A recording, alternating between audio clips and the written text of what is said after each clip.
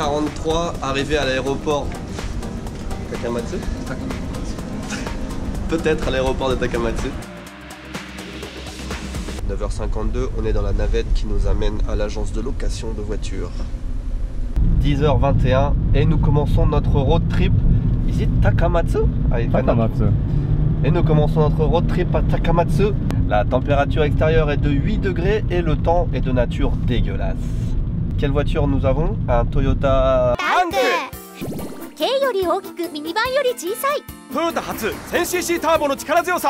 On est sur l'île de Shikoku qui est la quatrième plus petite des grandes îles du Japon. Ça veut rien dire. Il y a 4 grandes îles au Japon et c'est la quatrième plus grande. C'est la seule qu'on n'a pas faite des 4. Et on ne connaît pas du tout. On vient d'arriver pour la première fois avec Sébastien. Et je pense qu'on va se diriger vers la ville de Tokushima. Le temps est tellement beau, ce serait dommage de ne pas profiter de Tokushima pour ce temps-là. En plus, c'est un jour férié. Je suis sûr que les burgers vont être fermés. They're all closed? Yeah, it's holiday. So. No! I have a SB Diner. Oh! 1h16, ça veut dire qu'on arrive juste pour midi, c'est très bien.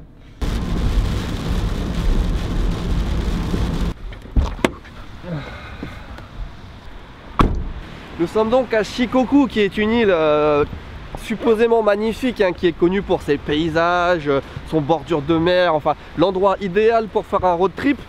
Et ben on a un temps de merde, on a le pire temps qu'on a jamais eu. Là encore ça va, mais toute la route pour venir ici, on est passé à côté de la mer et machin, la montagne, tout ça, tout ce qu'il faut pour faire des beaux plans en drone. Et il pleut comme vache qui pisse quoi. On a bien choisi, je crois que c'est le pire jour. On est là 3 jours, je crois que c'est les 3 pires jours sur 2 semaines, 3 semaines, enfin. La chance. J'espère qu'ils ont des bons burgers ici pour remonter un petit peu le... Parce que c'est pas... Oh non! Aujourd'hui c'est un jour férié, donc on a de la chance que ce soit ouvert. Par contre, il y a du monde. C'est un bon signe. Yeah? In the DLCs you can something new.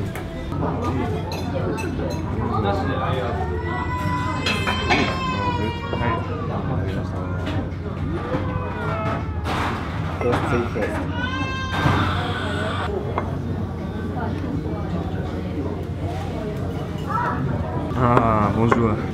Nous sommes à SB Diner à Tokushima. Si le burger est aussi bon qu'il a l'air d'être bon, ça va être bon. Double cheeseburger avec extra bacon. Yeah. Yeah. Nice. Right. Yeah. Yeah. La carte ici Japon des meilleurs burgers va être complétée d'une adresse ici à Shikoku. Très bien. It's good approved. Vous voyez comment fonctionne le monde? On mange un bon burger, on sort et la pluie s'est arrêtée. La vie est meilleure après un bon burger. Notre prochaine destination c'est la... Ah, I have to pay. Wait.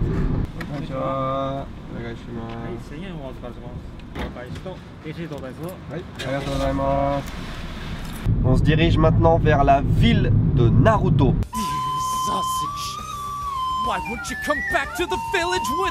Non, pas le dessin animé, la ville de Naruto. Et on va observer un étrange phénomène que l'on appelle justement les Naruto.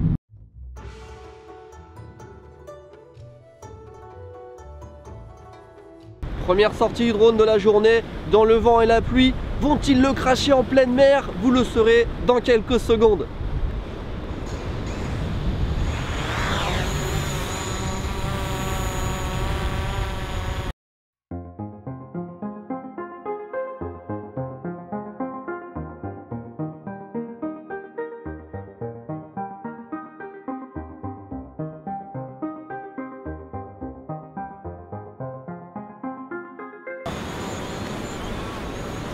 Good.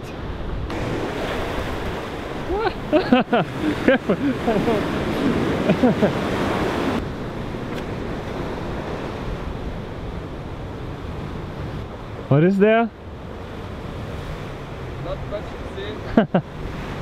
Not much? Okay. Oh.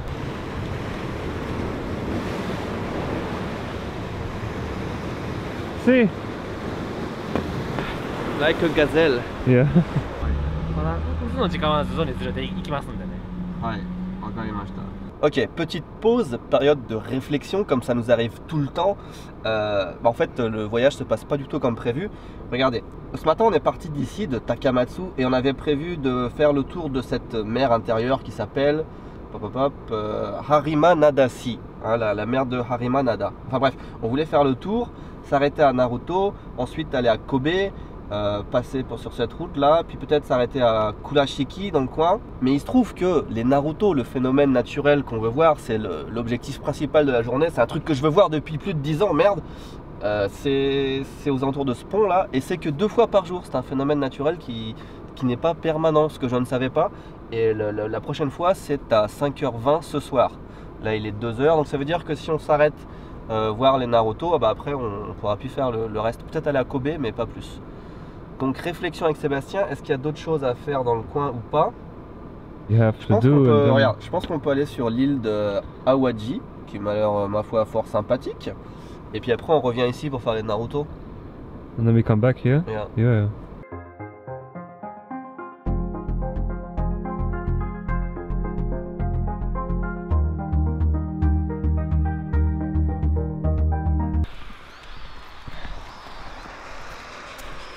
Everything is roofed. Why is everything roofed? Are we standing on a house? Look, it's a roof. Here is roof. On vient d'arriver sur l'île de... je ne sais pas, le nom va s'afficher là. I don't know the name, do you know the name? No, I have no idea. Et on se rend compte que c'est une île couverte de tuiles. Là ce sont des toilettes publiques. Wait, the lens is covered with... Là ce sont des toilettes publiques. Elles sont... Le toit il va jusqu'au sol. Et alors le pompon sur le gâteau, c'est qu'il y a même un temple totalement fait en tuiles. Enfin je dis un temple, je sais pas ce que c'est, mais enfin... Voyons ça de plus près.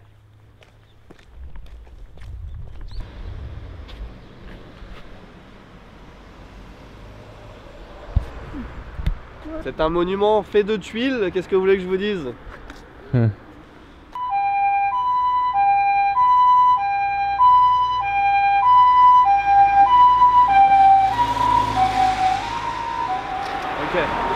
Il y a un mystère sur cette île dont on ne connaît pas le nom. C'est le deuxième parking sur lequel on s'arrête avec Sébastien, qui est plein de voitures.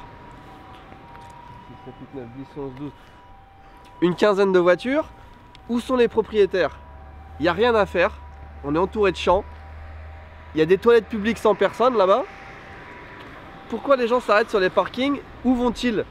Là-bas en bordure de mer, il y avait un parking plein de voitures. Personne à proximité. Why? Well, underground. Look, there's nothing. No. Nobody.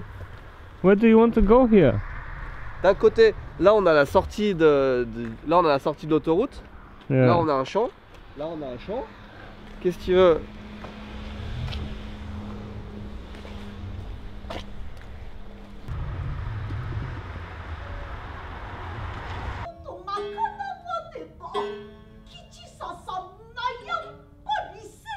Ce que vous voyez derrière moi, c'est le Awaji Puppet Theater, Awaji Ningyoza. Et comme on avait du temps à tuer, on a été voir une représentation de poupées de Awaji. C'est un truc typique où ils sont 3 pour une poupée, pour bouger une poupée, plus des gens qui chantent, qui font les voix, etc. C'était assez intéressant, j'ai trouvé ça très bien. On n'a pas pu filmer évidemment, c'est dommage. Mais si vous êtes dans le coin, arrêtez-vous là. Ça vaut le coup de perdre 1 heure, c'est assez exceptionnel, enfin assez intéressant, j'ai beaucoup aimé. Si on trouve sur YouTube un morceau de représentation, on va vous le mettre maintenant dans la vidéo. C'était bien hein? Yeah, very good.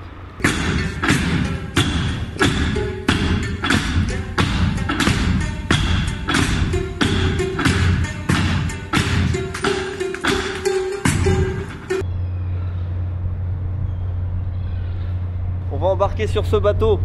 On a le kit parfait pour aller en mer. On nous a donné un kailo en arrivant sur le bateau. C'est les compresses chauffantes. Et je viens d'acheter pour 100 yens des croutons à donner aux mouettes. Je dirais un vieux bateau des années 70. Il n'y a personne.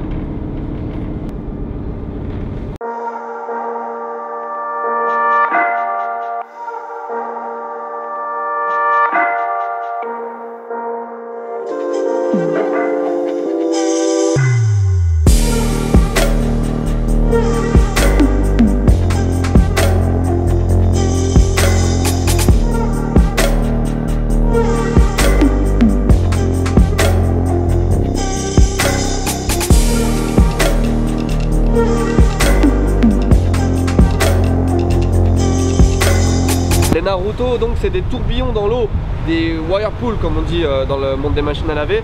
C'est un phénomène donc apparemment qui... Alors je vais peut-être dire des conneries, mais je pense que quand l'eau sort de la baie pendant la marée et qu'elle rencontre l'océan, enfin l'eau de mer, elle tourne comme ça.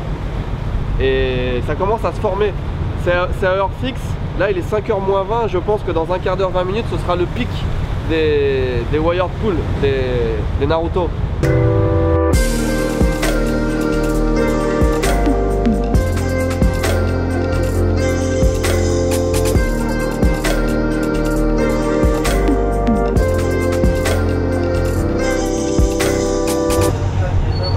Les Naruto, c'est donc un phénomène naturel, donc imprévisible et vraiment éphémère. Ça dure quelques secondes. En fait, je pensais que c'était là pour des minutes, voire des heures, mais non, c'est quelques secondes. Donc quand on passe en bateau, il faut vraiment avoir la chance d'avoir un Naruto qui se forme juste à côté de soi. On en a vu quelques-uns. Je pense que c'était pas une très bonne journée parce que des fois en photo, t'en vois des énormes et t'en vois plein côte à côte. Si on attend sur le pont, parce qu'on peut aussi les voir depuis le pont.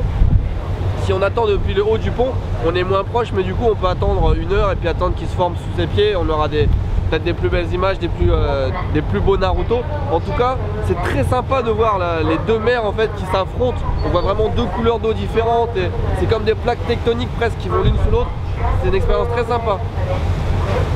En fait, la télé vient de nous apprendre que les Naruto c'est comme des tornades sous la mer. Et ce qu'on voit en fait, c'est le haut de la tornade. Voilà. Vous voulez plus d'infos? Yeah. Thanks. La petite sortie en bateau c'était très bien et il se trouve qu'on est à peu près 1 heure, 1 heure et demie de route de Kobe. Et qui dit Kobe dit évidemment viande de Kobe. On serait vraiment très con de passer à côté de Kobe sans s'arrêter manger de la viande de Kobe du coup. Donc on y va. Il commence à faire nuit mais...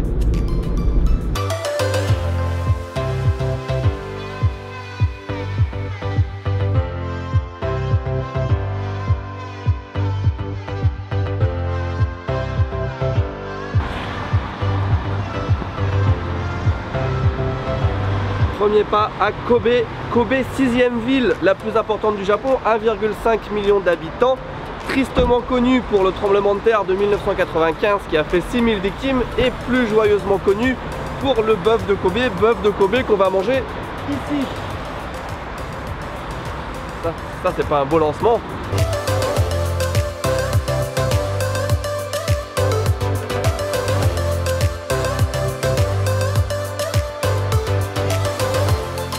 Nous sommes donc à Kobe et qu'est-ce qu'il faut faire quand on est à Kobe évidemment? Il faut manger de la viande de Kobe qui est censée être la plus délicate, peut-être aussi la plus chère du monde, je ne sais pas, en tout cas c'est le mets du coin, c'est la viande vraiment à goûter quand on est ici.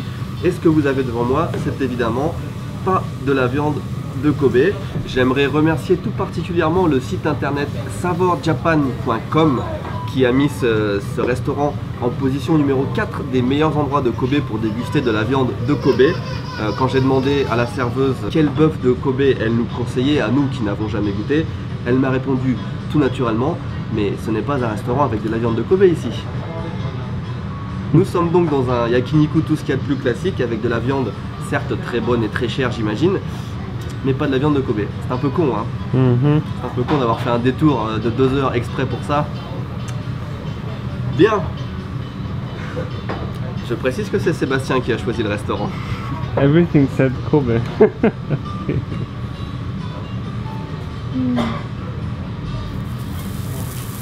We forgot something here.